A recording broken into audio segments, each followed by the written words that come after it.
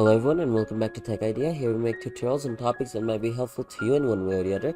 And today I'm going to be showing you guys on how you can turn off animation effects on Windows 11.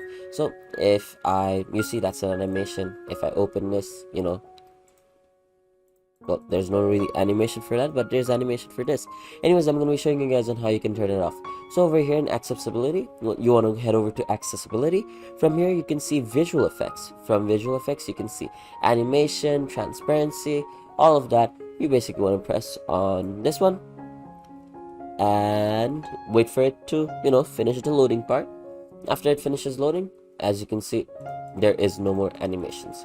Now, if you are using a PC that is limited on resources, for example RAM, as well as CPU processor speed, I would suggest that you should turn this off in order to get a faster Windows experience. But it does look weird to me, so I am going to turn it back on. I like that animation from Windows. So yeah, that's about it. So I hope you found this video helpful. If you did, please drop a like, and if you want to see more videos like this in the future, don't forget to hit that subscribe button as well as that notification bell. Thank you so much for watching. Bye bye.